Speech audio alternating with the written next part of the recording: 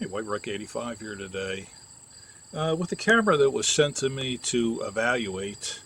A nice trail camera. It's the HC500 series. I think this is the HC50.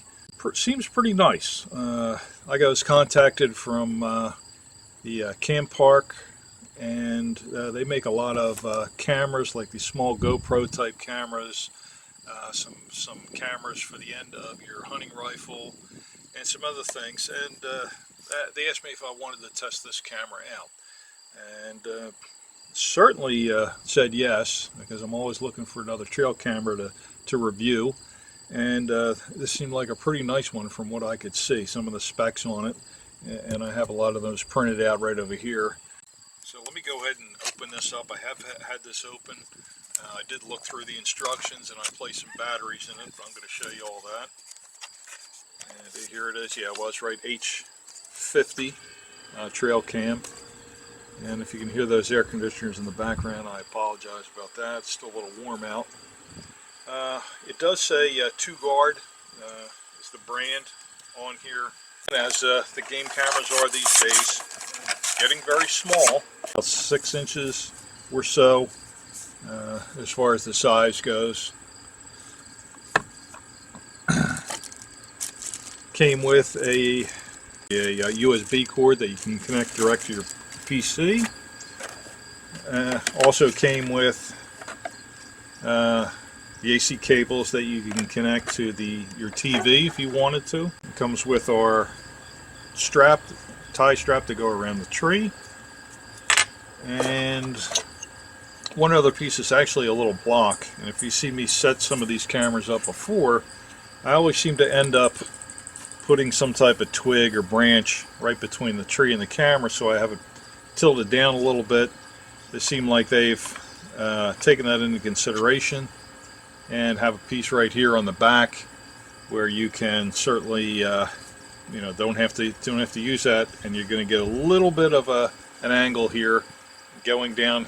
One thing about this camera, it does not have the normal configuration buttons on it, as you would think to use your setup. To what meg do I want my pictures to be? Do I want video, or do I want still shots, or do I want a combination of both? Do I want a time lapse? This has this 2-inch display window right here. In here where our battery compartment is, our on-off switch, and our connections, whether we want to do USB or straight to the TV. A little remote control.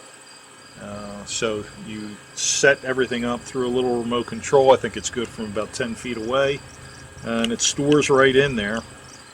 Our batteries, 8 AA's, which seems to be the standard these days. You can use 4 AA's or 8 AA's. It actually has actually 2 sets you can use for that.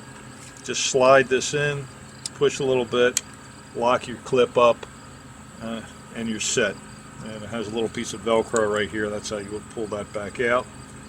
The card, it actually uses a micro SD card, or they call it a TF card in the instructions. And I have one that's 16 gig inserted in there right now. So I'm going to go ahead and go through a little bit of a list, and real quick. Video resolution, 1080p, 30 frames a second. Video length, 10 seconds, 30 seconds, 90 seconds. Audio recording. A photo resolution, you got 12, 8, and 5 meg. Again, outstanding for basically your price set of the camera. 12 meg picture is going to be really, really clear. And again, we're going to test these out. Multiple frames.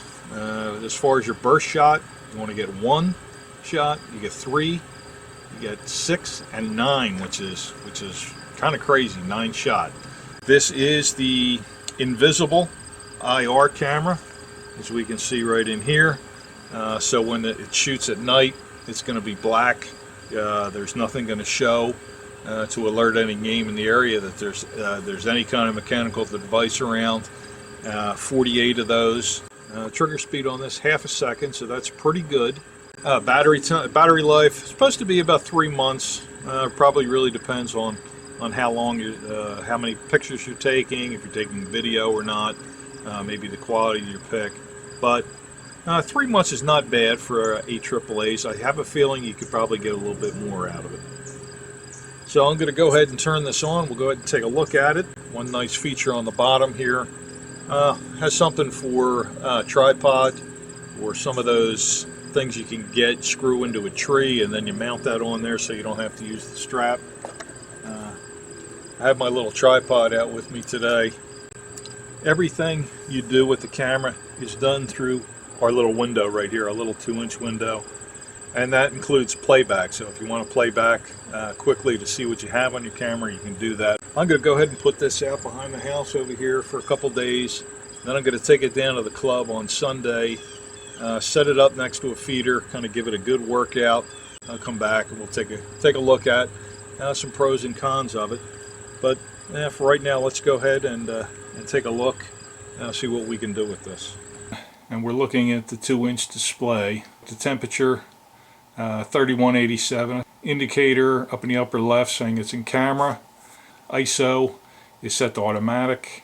We have our date that I started this video. Up in the upper right we have available pictures in 4,457. Still quite a bit of photos at the high resolution. Have 12 meg and a 16 gig card that's in it right now. Say 12 meg to let you know what size it is. It's using a card.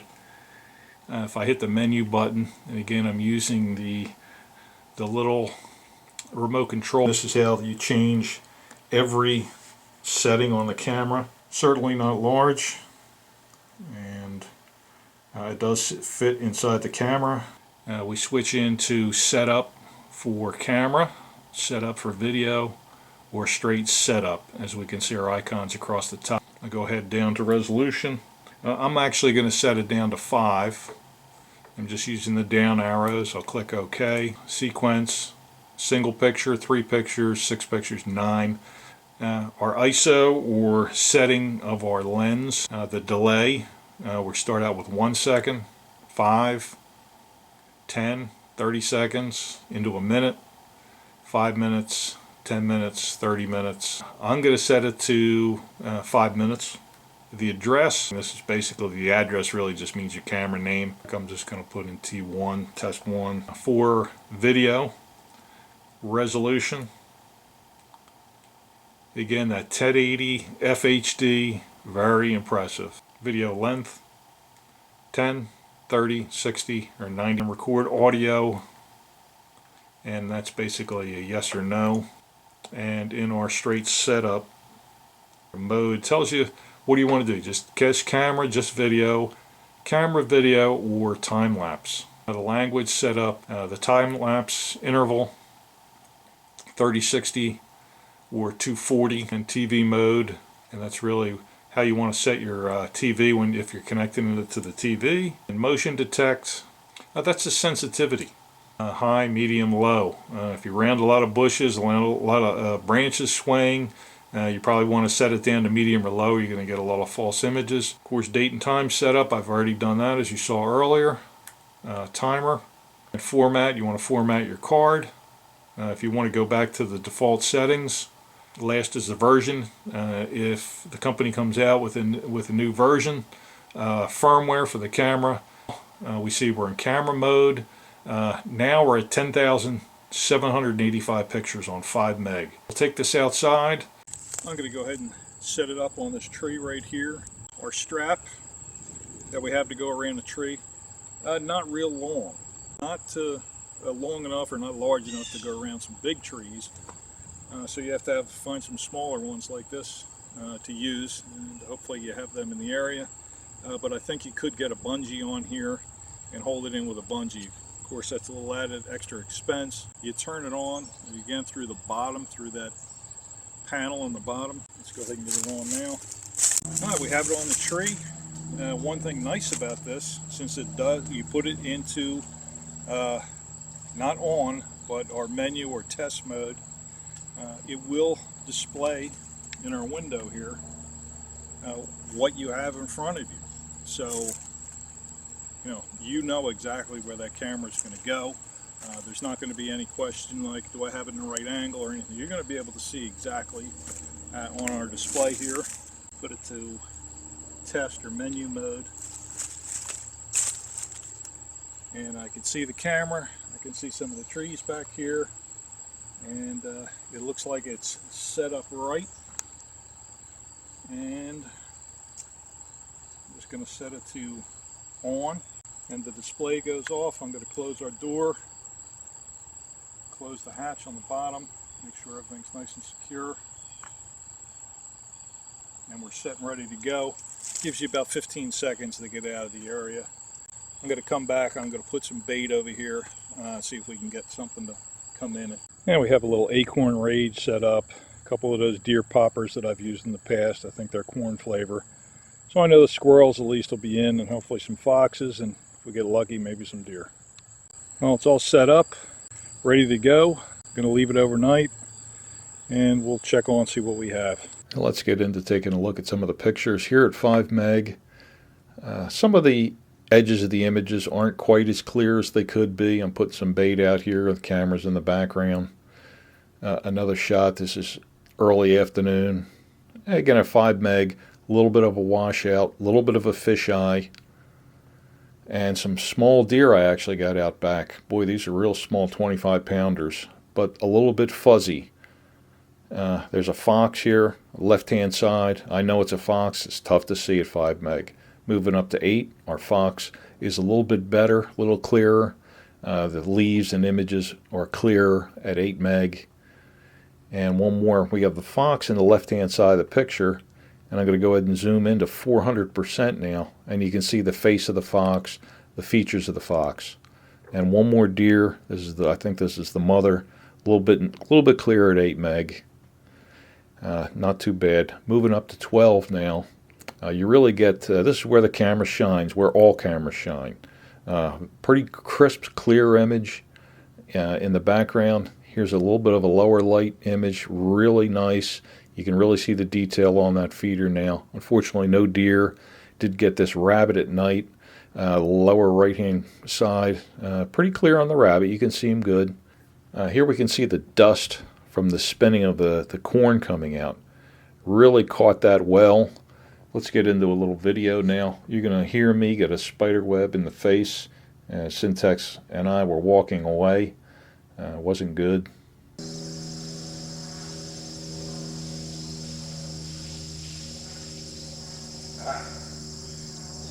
Oh, God. Squirrel jumping around looking for some corn. And one of the downpours, some of the flooding that we've gotten down at the club.